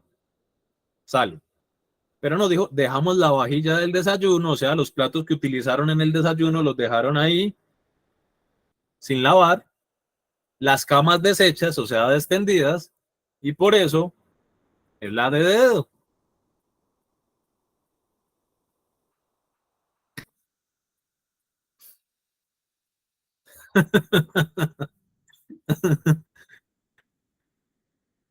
Vamos para la 9. De los siguientes significados, sabemos que esta es otra forma de preguntar por significación en la UDA. De la palabra cartera, el que más se ajusta al uso del texto es. Ah, Dani, espere un momento, ¿por qué no es la B? Carne para el gato y las camas destrozadas. Dani, porque en ese contexto, las camas deshechas no son las camas malas o que las dañamos. Las camas deshechas es camas descendidas. Hay una expresión que es hacer la cama. Hacer la cama es tú organizar la camita para que pues quede todo organizado. Y deshacer la cama o dejar la cama deshecha es dejarla desorganizada, sin ponerle el tendido. Por lo mismo, la A, porque la A también habla de camas destruidas, no son destruidas. La B, camas destrozadas, no son destrozadas. Y la impresión de precipitarse, ese es el problema de la C. Ellos no dejaron la impresión de precipitarse, como que, ay, no, dejamos la impresión de precipitarnos. No, ay, devolvete por la impresión. No, no, no es que ellos hayan dejado la impresión. Ana dice, y es su sentimiento, dice, ve, cuando uno ve todo esto, pareciera que nos fuimos precipitadamente, pero no es que ellos, vamos a dejar la impresión, no, no, no es algo que ellos dejaran de manera deliberada, fue simplemente una sensación de Ana al irse. Exacto, Diana. Muy bien, Melissa, no podemos dejar una sensación. Ahí te dejo mi impresión de precipitarme, no.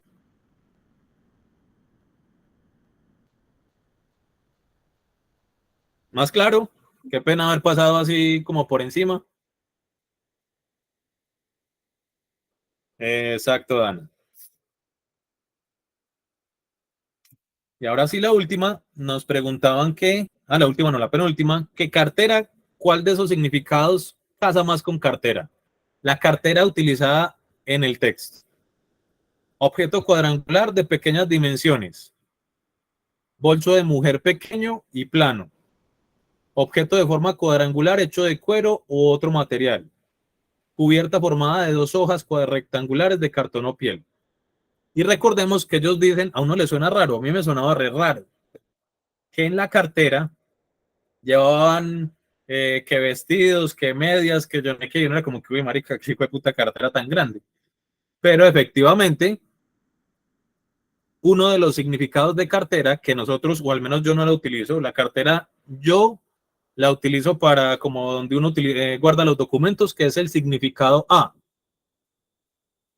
Esa cartera de la que ellos están hablando sí, es como un bolso y es el significado C. Objeto de forma cuadrangular hecho de cuero y u otra materia generalmente flexible, con asa para llevarlo y que puede contener documentos, papeles, libros, etcétera. Y vean que ellos también llevaban en esa cartera, dicen que habían empacado también libritos. Muy bien. Última pregunta. Ya hace referencia como a un bolso. Ajá. Bien, Freddy. Y la última, que es una preguntita abierta.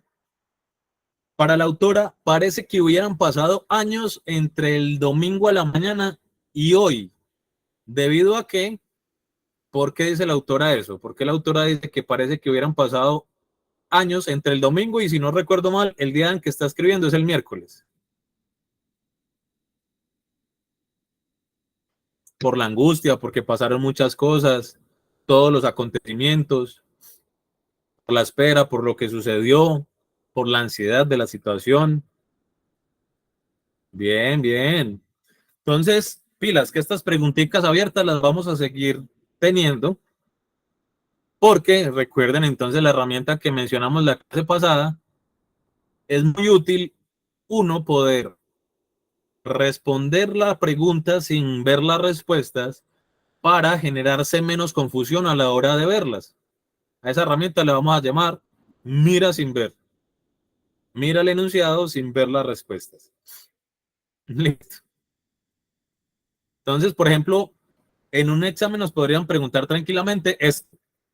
Para la autora parece que hubieran pasado para y yo sin ver las respuestas digo, claro, es que marica, pasó esto, le llegó la carta, se fueron a esconder, dejaron al pobre gato. Claro, no es que pasaron un montón de cosas. Voy y busco las respuestas y una dice, debido a que ocurrieron muchas situaciones que son complejas. Yo digo, eso fue lo que yo acabo de pensar, pum, y voy allá. Mi gente, ¿cómo vamos? ¿Cómo mejorar la memoria para no tener que regresar mucho al texto? Es mejor leer primero los textos y después las preguntas. Dios mío, no te me corras, este chat se corre.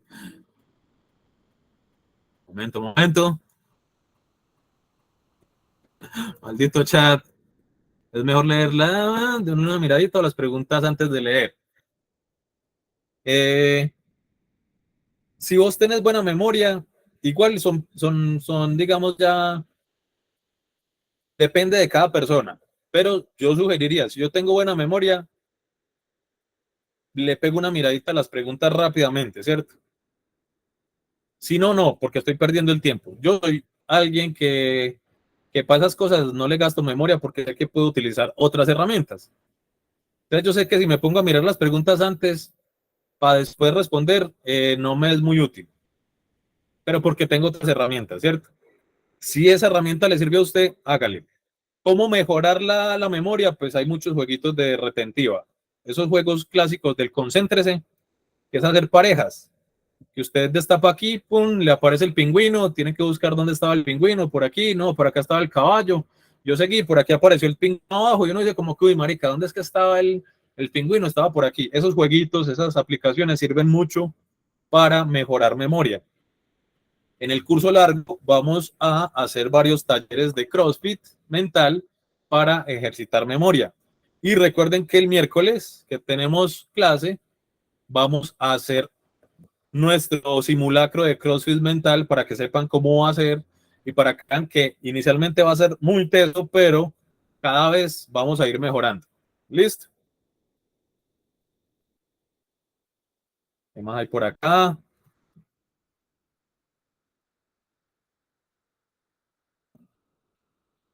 Pa, pa, pa, pa, pa. Por aquí. Vea, Estefana nos da testimonio que ella tiene muy buena memoria, le funciona, por ejemplo.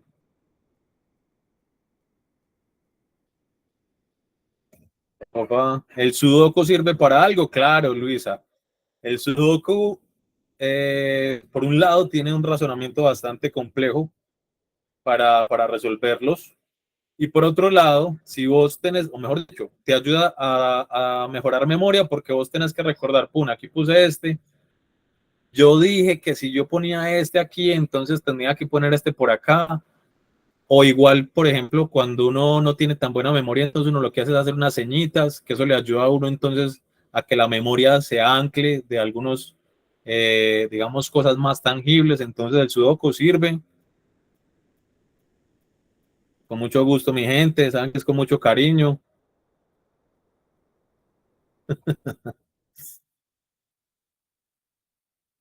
Oiga, que van a salir becas en el CrossFit y todo, ¿ah?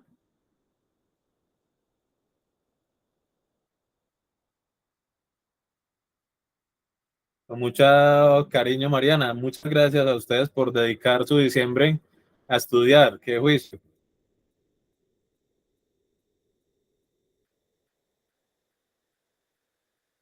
Pa, pa, pa. Bueno, mi gente, no siendo más ni tampoco menos, nos pirín el miércoles, descansen, chai, quedaron traumados con esa sequía, hombre.